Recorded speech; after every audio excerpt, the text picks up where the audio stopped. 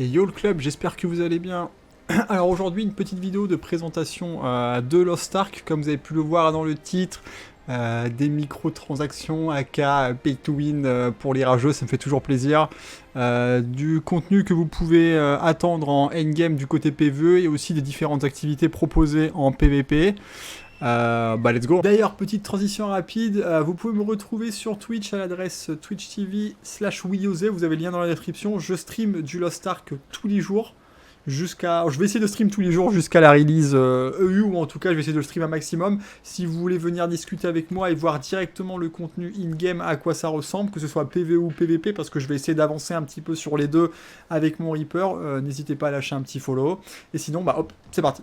Je suis connecté sur mon petit Reaper level 50. On va commencer par les microtransactions. Première partie de la vidéo. Est-ce que Lost Ark est un jeu pay to win ? Alors déjà, définir pay to win, c'est relativement compliqué. Personnellement, je pense que chacun a sa propre définition du pay to win, qu'il n'y a personne qui a raison, personne qui a tort. La définition que je vous présenterai dans cette vidéo, c'est la mienne, et il y a des gens qui n'auront pas la même. À partir du moment où je peux acheter des gold in-game dans la boutique, personnellement, le jeu devient pay to win, surtout si ces gold peuvent servir à améliorer le gear. Maintenant, est-ce que le jeu est pay to win ? Encore une fois, vous avez vu dans le titre de la vidéo, c'est à vous de juger. À quoi va ressembler la boutique ? Alors là, je suis actuellement sur la version russe. Évidemment, si vous ne parlez pas le russe, c'est compliqué. Moi-même, je ne parle pas le russe. Qu'est-ce qu'on peut faire dans cette boutique ? Alors, on peut acheter des montures et des pets, évidemment, relativement standard. Les pets dans le jeu donnent des statistiques en PvE, mais c'est pas non plus excessif. Par exemple, vous voyez, si je vais ici et que je vais dans mon pet, où est-ce qu'il est planqué, mon pet ? Tac. J'ai un petit pet, un lapin dans le jeu qui me donne du coup 6% de specialty, ce qui est une stat, et 3% de dégâts physiques réduits. Ouais, la specialty c'est ça là, ça augmente mes dégâts, l'accumulation de l'énergie du shadow et les dégâts de la coming skill. Donc voilà, les pets, un peu comme dans BDO, ça ramasse tous les loots et en plus ça vous donne un petit peu de stats et il y a même différents trucs spéciaux là quand vous l'activez, ça coûte aussi des gemmes. Mais voilà, il peut servir de sac, etc. Donc vous avez déjà les pets, après vous pouvez en obtenir en jeu. Celui que j'ai, je ne l'ai pas acheté et je l'ai obtenu in-game, ça c'est super important. Ensuite, on a les skins. Alors les skins c'est pareil, les différents skins vous donnent des stats minuscules, du genre 1%, par-ci par-là, mais avec un stuff complet full skin, vous allez gagner 1% de crit par exemple. C'est pas ça qui va les faire que vous serez pas capable de clear tout le contenu du jeu, mais c'est toujours un petit peu sympa. Ensuite, on a les différents packages, et c'est là que c'est un peu plus compliqué et qu'on rentre dans la zone grise, entre guillemets, du pay to win. Eh bien, vous allez pouvoir acheter des coffres. Alors évidemment, vous ne pouvez pas tous les acheter. Ce jeu fonctionne avec un système de hard cap où vous avez même une limitation dans le nombre de coffres que vous pouvez acheter. Vous pouvez pas juste avoir 1 milliard de gemmes et tout acheter, mais grosso modo, vous pouvez acheter des packs de gear. Là, vous voyez celui-là avec du stuff pour améliorer votre stuff en tier 3. Vous utilisez des gemmes pour améliorer votre stuff, je vous montrerai un petit peu après comment ça fonctionne. Là, on a un pack de gear pour les gunslinger, donc c'est ceux qui ont les guns, évidemment. Moi, je les appelle les hunt, mais c'est l'habitude de WoW. Il y a différents autres packs par-ci par-là où vous récupérez des gemmes et du stuff. Donc on peut quand même acheter du stuff dans la boutique, mais c'est sous forme de coffre et un petit peu de loot box. Donc on n'est même pas sûr que la boutique présente dans le jeu aura cette tête-là à la sortie en Europe, sachant que voilà, nous on a la Belgique, on a par exemple la Belgique et la Hollande, où le jeu ne pourra pas sortir à cause de leurs lois concernant les microtransactions, et c'est principalement à cause de ce genre de coffre qui est un petit peu loot box et RNG sur lesquels il y a des loots dedans. Ensuite, on a les cristaux. Donc les cristaux, c'est l'équivalent du token sur WoW, c'est la monnaie du jeu. Vous achetez les cristaux contre avec de l'argent réel, et ensuite avec les cristaux, vous achetez du gear, des gemmes, des pets, des skins, ce genre de choses. Et là où pour moi ça coince et ça devient problématique, c'est ici l'auction house. Donc c'est littéralement le token de WoW. C'est-à-dire que vous achetez des cristaux, et ensuite vous vendez les cristaux aux joueurs contre de l'argent in-game, donc du coup contre les gold. Là vous voyez, il y a un joueur qui vend 20 000 gemmes pour 517 gold pour les 100 cristaux, donc on divise par 100, ça fait 200 x 500, donc ça fait 50 000 x 2, ça fait 100 000 gold. Si j'ai bien compté, ça fait un peu plus de 100 000 gold, donc là ce joueur-là, s'il vend tout, il aura récupéré 100 000 gold in-game. Donc pour moi, c'est là que je définis ma limite concernant les pay to win. Maintenant, encore une fois, c'est à vous de juger, vous faites ce que vous voulez, je suis là juste pour vous présenter les faits et à vous de décider. C'est grosso modo tout ce qu'il y a entre guillemets pour la partie Pay to Win. Alors il y a aussi la partie des packs fondateurs Lost Ark. Je vais essayer de vous les trouver rapidement pour vous les présenter à l'écran. Mais grosso modo, quand vous achetez les packs fondateurs, vous allez récupérer des petits perks.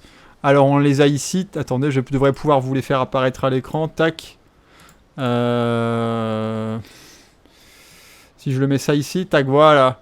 Donc là, vous avez différents packs fondateurs de Lost Ark que vous allez pouvoir acheter à la sortie.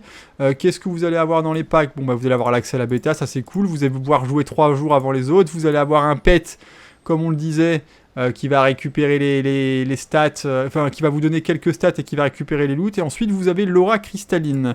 L'aura cristalline, grosso modo, c'est ça. Chez les Russes, ça s'appelle la bénédiction de Béatrice.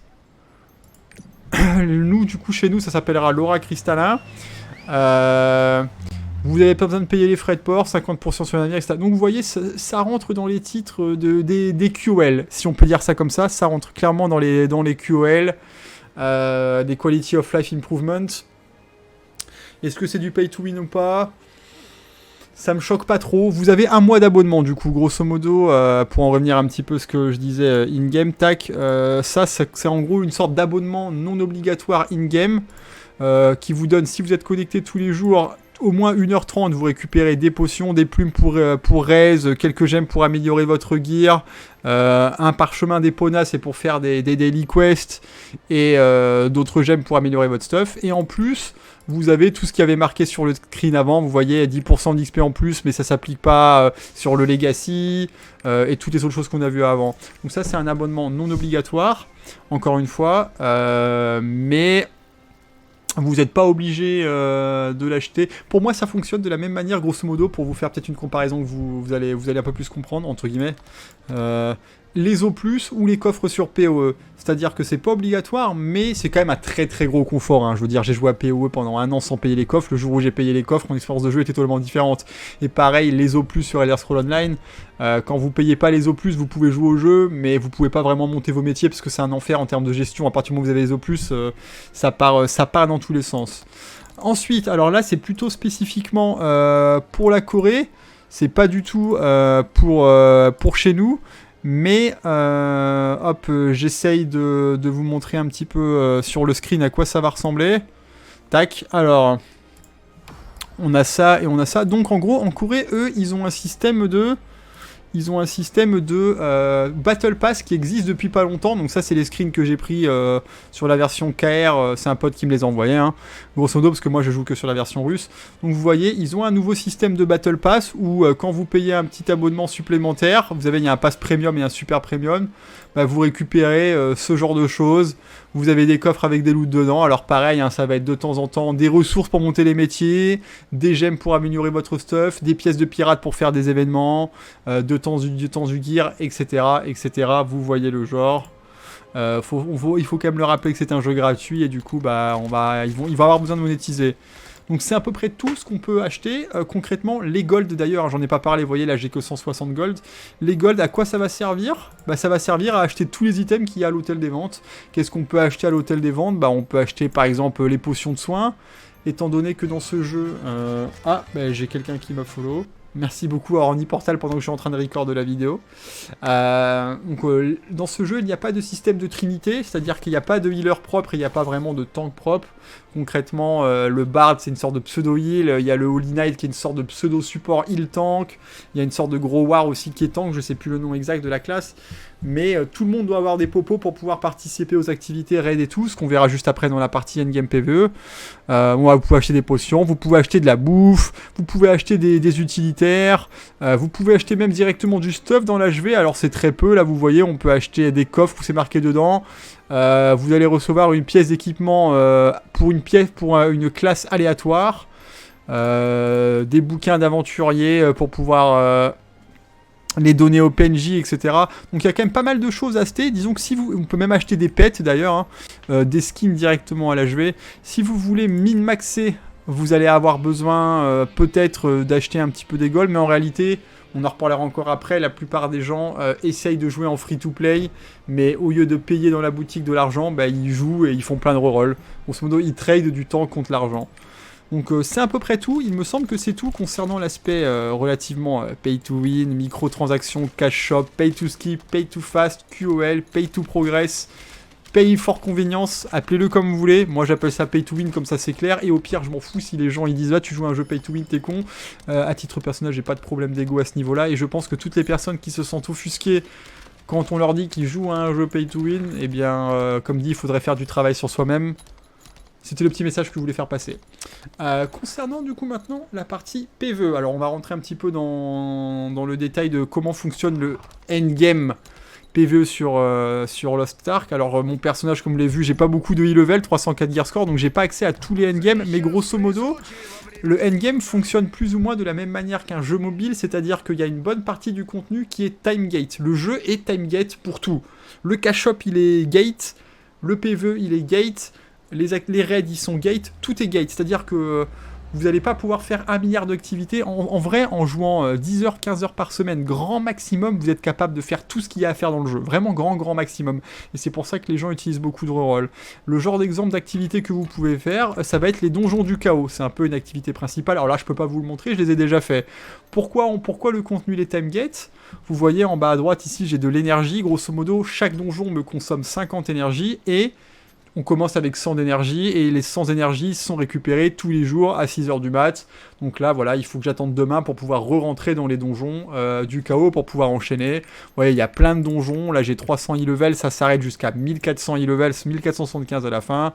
Vous voyez bien le genre de grind où il faut améliorer son gear ou quoi. On en reviendra juste après. Une fois que vous avez fait... là, je vous présente un peu le gameplay loop de ce que vous allez faire tous les jours, grosso modo. C'est quoi le gameplay loop? Parce qu'encore une fois, vous pouvez pas spammer. Donc imaginez que vous arrivez 50, vous commencez à faire du PvE, qu'est-ce que vous faites? Vous faites 2 donjons du chaos par jour. Ensuite, vous avez ce qu'on appelle les gardiens. Pareil, c'est 2 boss. Là, vous voyez, j'ai déjà tué 2 fois Urunil aujourd'hui, du coup, j'ai récupéré 2 fois son âme. Ça sera update à 6h du matin, du coup, je pourrais en faire 2 autres. Je pourrais retag maintenant et le refaire. Mais j'ai déjà atteint la limite, du coup, je pourrais le faire juste pour le kiff, mais je récupérerai rien et pas de loot, grosso modo. Donc c'est vraiment si j'ai envie de kiffer, de taper du mob. À côté de ça, on a du coup... alors là, c'est des sortes de boss, en fait, instanciés, que vous pouvez faire de 1 à 4, pareil pour les donjons du chaos. Ensuite, vous avez du coup les raids traditionnels avec la difficulté épique ou la difficulté mythique. Là, c'est clairement des raids, hein, vous voyez ici, Heroic Raid. Malheureusement, j'ai pas le e-level pour le faire, mais on peut le faire une fois par semaine, vous le voyez, c'est marqué ici. Award 1 this week. En grosso modo, vous pouvez faire un raid par semaine. Ça, c'est du contenu qui est weekly gate, du coup. Voilà. Ensuite, il y a vraiment pas mal de endgame dans ce jeu, hein. Pour le coup, je vais faire un petit tour.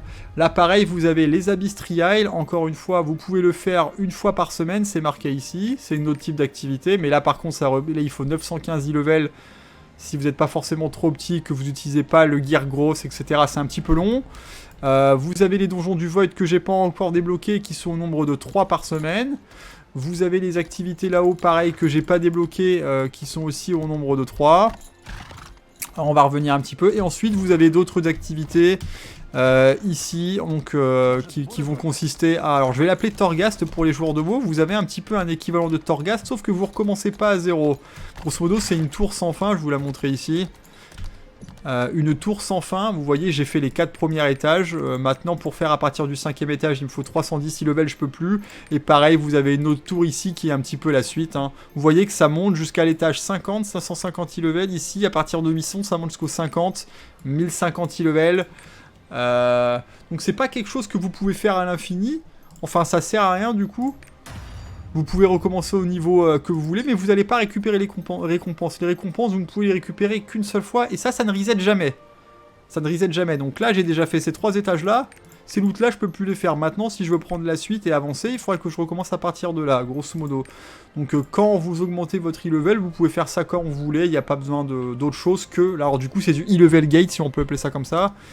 Et à côté, dans le gameplay loop quotidien, le genre d'activité quotidienne que vous allez faire, vous avez le cube qui est pareil, c'est une sorte de mini donjon solo qu'on peut faire en normal ou en raid, et il y en a différents en fonction du e-level. Pour ça, il va vous falloir un ticket pour pouvoir rentrer. Et les tickets, vous les obtenez dans les chaos donjons avant. On y retournera juste après pour vous montrer. Dans les donjons du chaos et dans les raids. Vous avez une chance de ramasser des tickets. Et quand vous avez les tickets, vous pouvez faire les cubes. Donc ça, pour le coup, c'est pas vraiment gate. Mais il vous faut des tickets. Si jamais vous spammez des donjons, si vous faites vos 2 chaos du donjon et de vos 2 gardiens tous les jours, vous allez accumuler des tickets. Et après, pourquoi pas, vous pouvez venir spammer et vous faire 10 séries de cubes d'un coup, par exemple. Ensuite, on a les test pass qui sont pareils, un contenu qui est aussi weekly gate, mais que je n'ai pas débloqué. Il faut faire une quête et malheureusement, je ne l'ai pas fait. Et je vous avoue que...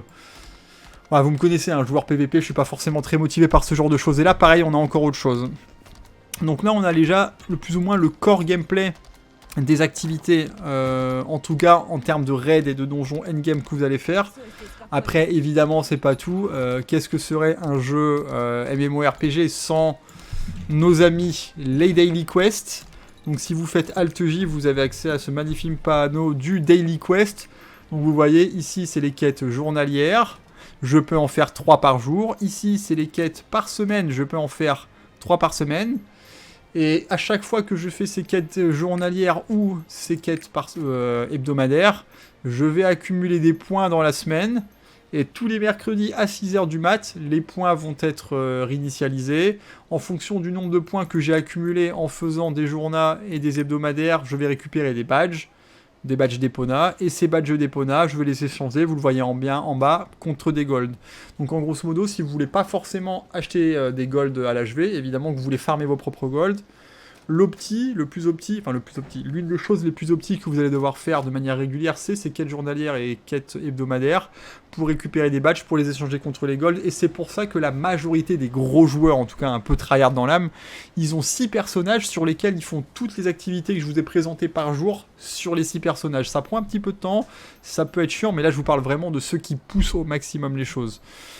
Après, vous avez d'autres types d'activités PvE qui sont les îles. Vous avez des sortes d'événements qui se passent sur des îles. Grosso modo, je crois qu'il y en a 3 aussi par semaine, mais là, je veux pas dire de bêtises, mais grosso modo... ou je crois que c'est une par jour, plutôt. Je crois que c'est une par jour. Vous téléportez ou vous y allez directement en bateau sur une île, et vous avez un event à faire, ce qui vous allez récupérer des pièces de pirates, et ce genre de choses. Donc pas mal de choses à faire quand même, mine de rien. Après, concrètement, en fonction de ce que vous avez envie de faire, évidemment... Ah, mais là, ça s'enchaîne. En fonction, comme je vous disais, du nombre... du coup, ça m'a totalement perturbé. En fonction du nombre d'activités que vous voulez faire, ça va vite varier, hein, grosso modo. Là, moi, personnellement, je vous avoue que le gameplay loop... PvE du jeu m'a un petit peu fatigué, du coup je vais clairement pas le faire. Après je peux comprendre que des gens ils adorent progresser leur personnage, voilà. En parallèle de tout ça d'ailleurs, avant de passer à la partie PvP, je voulais vous présenter rapidement le système de progression du gear. Grosso modo, comment vous faites pour augmenter votre e-level pour avancer un petit peu plus. Donc là vous voyez, j'ai fait ça 2 fois aujourd'hui, j'ai récupéré des loots, je suis monté parce que du coup ça donne du gear 302. Vous voyez que celui-là donne aussi du gear 302. Par contre, il faut 310 pour rentrer. Du coup, parce qu'en fait, ce jeu fonctionne un petit peu de la même manière que BDO, c'est-à-dire que vous allez avoir besoin d'1 milliard de ressources pour améliorer votre gear en permanence jusqu'à ce que vous atteigniez un palier, le tier 2, le tier 3, le tier 4, etc., etc. Donc comment ça fonctionne? Il vous faut récupérer des gemmes en faisant les différentes activités. Vous pouvez même en gagner en PVP d'ailleurs, ça c'est important, je le rappellerai après. Et ensuite vous allez à ce genre de PNJ et vous améliorez votre gear. Là vous voyez, ma dague je l'ai améliorée rang 3. Mon casque je l'ai amélioré rang 3. Je vais l'augmenter en rang 4 pour vous montrer. J'ai récupéré des gemmes en faisant du PVP ou du PVE. Je les mets ici, j'ai traité, j'ai besoin de gemmes et de petits émeraudes comme ça, je fais polir. Ma pièce elle va passer de level 3 au level 4. La pièce elle est polie, elle a gagné 2 ou 3 e-level, je sais plus c'est combien. Elle a gagné 5 e-level, 315 e-level, voilà. Donc l'idée c'est... En gros ça fonctionne sur un tiers de plus 15. Vous pouvez monter jusqu'à plus 25 maximum. Mais grosso modo ça fonctionne sur un tiers de plus 15. Quand vous aurez tout votre gear en plus 15... Vous voyez là sur les côtés, vous allez avoir assez d'e-level pour passer au palier d'après. Et par rapport à ce qu'on a vu avant sur les Chaos Gate, les Chaos Donjons, qui sont une des parties importantes du jeu, Ça vous permet d'aller au palier d'après, vous allez récupérer les pièces basiques du palier d'après, vous allez refarmer pour les monter au niveau 15, vous allez passer au palier d'après, etc., etc. Vous avez compris le gameplay loop. Donc, le fait que ce soit à titre personnel, encore une fois je vais le dire à chaque fois, le fait que ce soit Timegate, c'est pas mal parce que du coup ça fait que vous n'avez pas vraiment ce sentiment de devoir farmer toute la journée et de jouer 10 000 heures par jour, mais en même temps si vous jouez quelqu'un qui jouait beaucoup, ben, c'est pour ça que vous faites des rerolls, hein, concrètement. La majeure partie des joueurs, je voulais vous lire justement un petit message. J'ai un pote qui joue sur la version coréenne depuis 2 ans et la version russe depuis 1 an. Je lui ai demandé concrètement qu'est-ce que lui faisait. Voilà, c'est pas un gros tryharder, mais il aime bien quand même jouer. Il m'a répondu le endgame actuellement se résume à faire 2 donjons du chaos, 2 boss gardiens et se déconnecter. Ça prend environ 30 minutes. Lui, en tout cas, c'est ce qu'il fait. Tu peux toujours rajouter 1 heure de gameplay si tu veux t'occuper de tes life skills.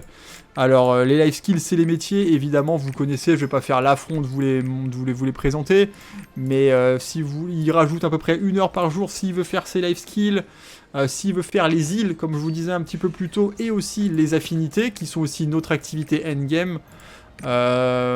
Un système d'amitié, d'amour avec les personnages, mais c'est plus d'affinité, c'est de l'affinité.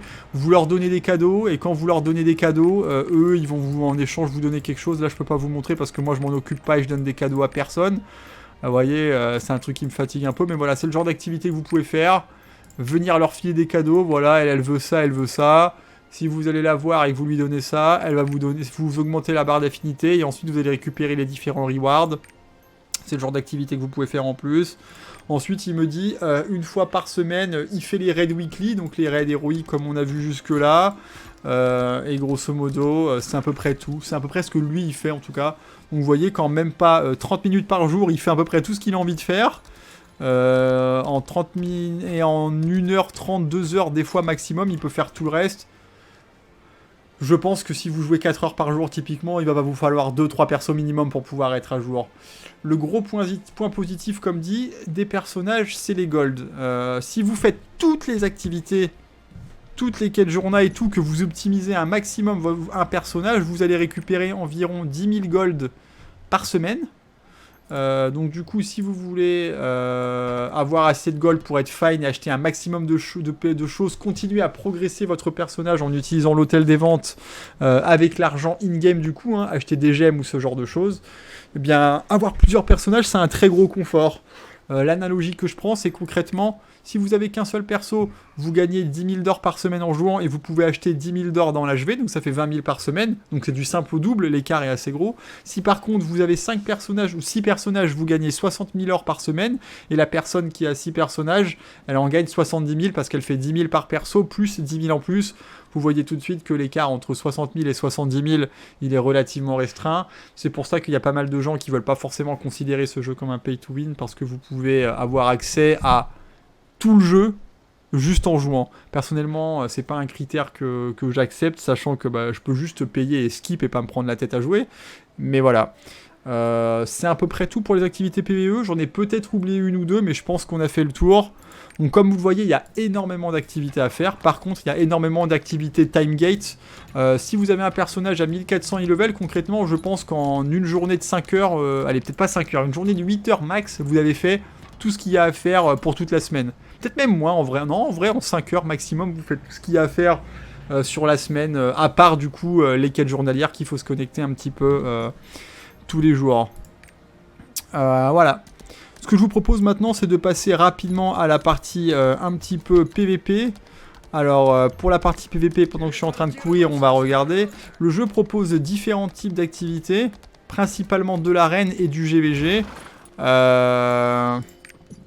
Donc, format 3 versus 3 en mode normal, GG mon winrate éclataxe, du free for all 1 versus 1 versus 1 versus 1 versus 1 versus 1, on est 6 dans une arène, et ensuite du last team standing, donc là vous savez c'est du 3v3, c'est 2 teams de 3, par contre les joueurs se battent en 1 contre 1 et le gagnant reste, tout simplement.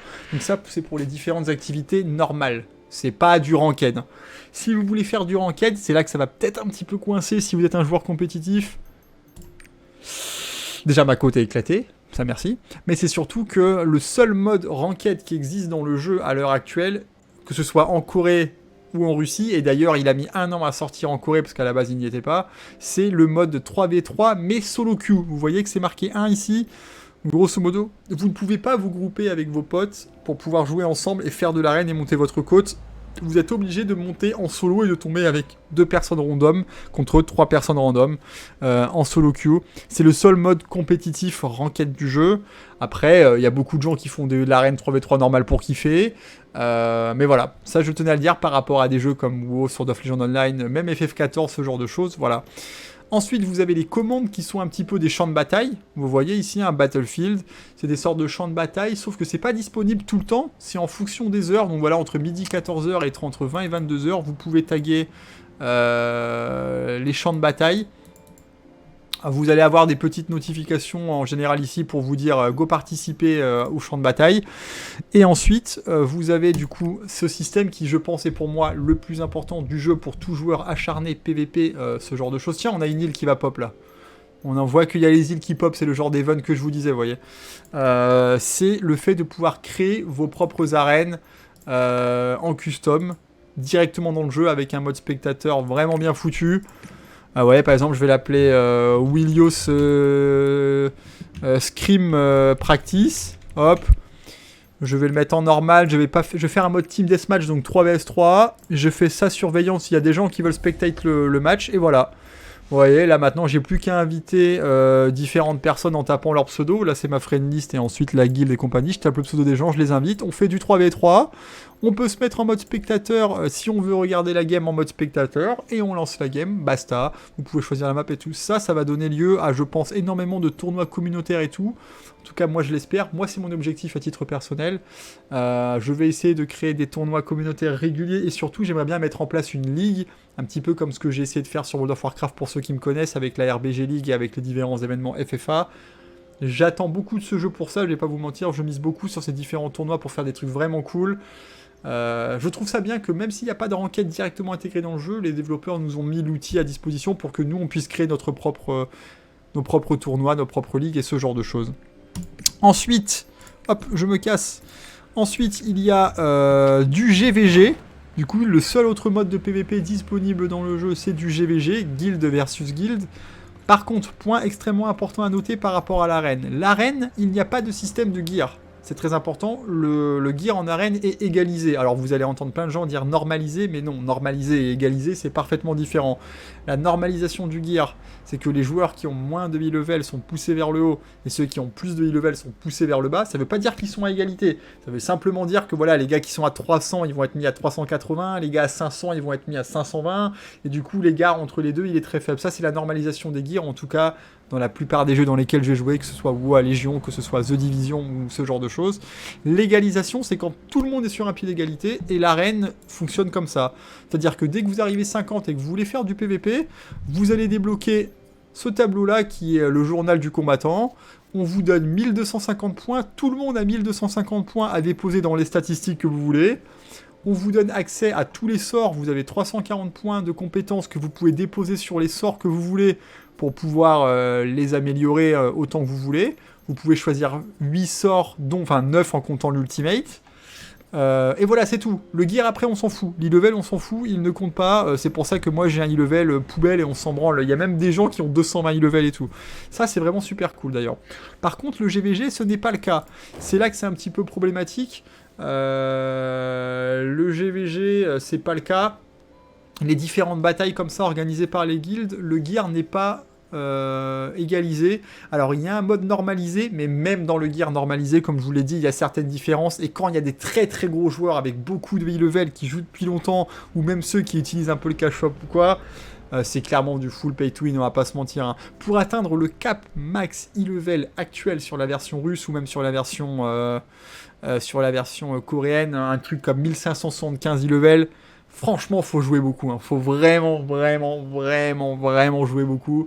Et du coup, il y en a qui préfèrent jouer un peu moins et sortir un petit peu la carte bleue. Donc voilà, c'est un peu compliqué. Mais en tout cas, sachez que ça existe. Ça donne lieu à des grosses batailles assez rigolotes. Je vous invite à taper sur YouTube Lost Ark Korea GVG. Vous allez tomber sur plein de vidéos pour voir à quoi ça ressemble. J'ai vu pas mal de vidéos rigolotes avec des mèmes en mode avec le pouvoir de la carte bleue, hein. On le connaît, hein, il y a même un mot qui a été inventé par la communauté BDO pour ça, et qui a été démocratisé, c'est le fait de swiper. Le swipe, on passe la carte de crédit comme ça, le swiping. Enfin bref, voilà. C'est tout ce qu'il y a. Il n'y a pas vraiment de PVP sauvage qui existe dans le jeu. Il n'y a pas vraiment de BG, à part, comme je vous l'ai dit, les différents trucs qui pop là, mais c'est pas forcément super souvent. Donc c'est clairement un jeu focalisé arène, focalisé solo queue, focalisé événement communautaire. Ce que je trouve relativement léger, mais personnellement, étant donné que le truc est 100% égalisé, ça va parfaitement. J'ai pas envie de farm, j'ai pas envie de PvE, je veux juste heal un petit peu. Voilà, là je parle un petit peu de moi. D'ailleurs, en PvE, je l'ai pas précisé, petite pirouette, digression rapide, il y a aussi du contenu qui est normalisé. C'est pas égalisé, mais c'est normalisé. C'est principalement les contenus high-end, donc très haut niveau, avec des difficultés élevées. Normal, difficulté hard, donc difficile, et la difficulté L, enfer. Vous pouvez faire ce genre d'activité avec un e-level normalisé. Donc ça peut rendre le challenge relativement intéressant, surtout pour les joueurs qui font vraiment, comme je vous le dis, du contenu très haut niveau. Donc voilà, je pense que ça conclut un petit peu tout. Il y a probablement des choses que j'ai oubliées parce qu'il y a vraiment beaucoup de contenu dans le jeu. C'est assez difficile, je peux pas tout vous montrer parce que sinon la vidéo elle durait 10 000 ans. J'essaye de trouver un petit peu les contenus PvE normalisés, mais j'arrive pas à trouver où est-ce qu'ils sont planqués. Ça, c'est les challenges, je peux pas. C'est peut-être les Void Donjons, ça, mais je peux pas. Peut-être les raids ici. J'aurais bien voulu vous montrer à quoi ça ressemble, mais non, je ne trouve pas. Difficulté mythique. On a les templates. Même en mythique. Ah oui, pardon, excusez-moi, voilà. Contenu mythique. Difficulté mythique, vous avez aussi un template de la même manière que votre PVP. Vous avez vu quand on a mis ici, vous avez aussi mythique raid. Donc même en raid mythique, vos stats sont harmonisés, vos spells sont harmonisés, et vous avez juste des sortes de petites gemmes ici que vous pouvez poser. Donc l'équivalent, le maximum de difficulté, voilà c'est ça, je viens de me rappeler maintenant, est normalisé. Donc il n'y a pas forcément besoin d'avoir le meilleur gear du jeu, etc. Tant que vous avez le gear... Tant que vous avez le gear pour rentrer, c'est-à-dire les 415 en mode mythique, vous mettez votre template de statistiques et voilà, hein, grosso modo, ça s'arrête là.